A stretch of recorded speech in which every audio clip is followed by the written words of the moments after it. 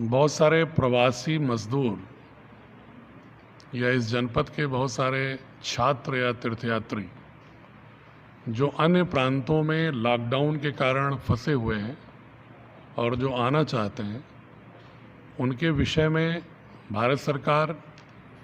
प्रदेश सरकार ने और अन्य प्रदेश की सरकारों ने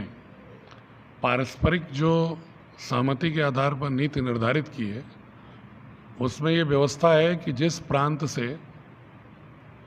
जाना है वहाँ पर जो लोग हैं वो अपने संबंधित कलेक्टर को, डिस्ट्रिक्ट मजिस्ट्रेट को या डीसी, जहाँ पर पुलिस कमिश्नर सिस्टम है, डीसीपी को वहाँ के कंट्रोल रूम में नोट कराएंगे कि मेरा नाम ये है, मेरा एड्रेस ये है, मैं यहाँ रहता हूँ और मेरा एड्रेस परमानेंट फला प्रदेश का फला जिला है। उसके आधार पर वहाँ के कलेक्टरों द्वारा जो सूची निर्मित होगी, वहाँ की प्रदेश सरकार उस सूची को उत्तर प्रदेश को भेजेगी और उसके आधार पर तिथि निर्धारित करते हुए प्रदेश सरकार वहाँ वाहन भेजेगी। इसलिए मुझे जिनके परिजन बाहर श्रम की तलाश में, रोजगार की तलाश में गए थे, लॉकडाउन में रोजगार के अभाव में या आर्थिक तंगी के कारण अपने गांव, अपने घर, अपने शहर वापस आना चाहते हैं आजमगढ़, उनके यहाँ के जो लोग गार्जियन हैं, उनसे मेरा अनुरोध है कि अपने परिजनों को बता दें कि अगर उन्हें यहाँ आना है तो अपने कलेक्टर को जरूर नोट करा दें, जहाँ पर वो रह रहे हैं वहाँ के कलेक्टर को। जैसे अगर आजमगढ़ में कोई मध्य प्रदेश का रह रहा है, गुजरात का रह रहा है, वो जाना चाहता है तो मुझे नोट कराएगा, लेकिन अगर कोई सूरत में रहने वाला व्यक्ति उसे आजमगढ़ आना है तो सूरत के कलेक्टर को नोट कराएगा और वहाँ से संकलित करके सूची जब प्रदेश सरकार को हमारे आएगी, फिर प्रदेश सरकार उसके ट्रांसपोर्ट की व्यवस्था करेगी और वहाँ की सरकार उनका स्वास्थ्य परीक्षण कराते हुए जो ट्रांसपोर्ट के योग्य होंगे उनको भेजेगी और फिर इस जनपद में आने के बाद पुनः उनका स्वास्थ्य परीक्षण होकर के आवश्यक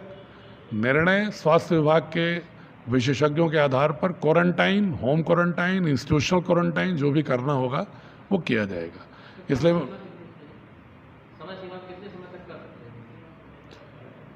इसमें कोई समय सीमा अभी निर्धारित नहीं है, लेकिन तत्काल नोट करा दें। और एक मैं आंकड़ा आपको बताऊं कि हमारे यहाँ भी वैसे भी जो मेरे जनपद के आजमगढ़ के रहने वाले लोग दूसरे प्रांतों में हैं, वो प्रायः अपनी समस्याएं बताते रहते हैं। प्रतिदिन कम से कम 250-300 फ़ोन आते हैं। उनमें ज़्यादातर लोग आने की बात करते हैं, कुछ लोग वहाँ पर भोजन की समस्या की बात करते हैं। मैं उनके परिजनों को बताना चाहता हूँ और अगर वो सुन रहे हैं तो नहीं बताना चाहता हूँ कि उनकी जो भी समस्या होती है प्रतिदिन मैं उसको संकलित करके जो प्रदेश के हमारे नोडल अधिकारी उस प्रांत के लिए हैं उनको मैं भेज देता हूँ और वो वहाँ के उस प्रांत के नोडल अधिकारी से वार्ता करके सलूशन कराते हैं। जो लोग आना चाह रहे हैं कायदे से उनको अपने जहाँ रह रहे हैं वहाँ कलेक्टर को नोट कराना चाहिए। फिर भी उनकी सुविधा के लिए अगर हमारे यहाँ भी नोट करा देते हैं तो मैं उसको संकलित करके अपने प्रदेश के जो नोडल अधिकारी अन्य प्रांतों से कोऑर्डिनेट करने के लिए बने हैं उनको भी मैं सूची को भेज दे रहा हूं ताकि वो उस प्रांत के कलेक्टरों को सूची भेज दें। लेकिन सही व्यवस्था ये है कि इस प्रोसेस में डिले होगा, इसलिए आप जहां रह रहे हैं अपने कलेक्टर को सूचित करें संबंधित डॉक्यूमेंट जो मांग रहे हैं उसके साथ, ताकि उस व्यवस्था को सुचारू रूप से, सुव्यवस्थित रूप से किया जा सके।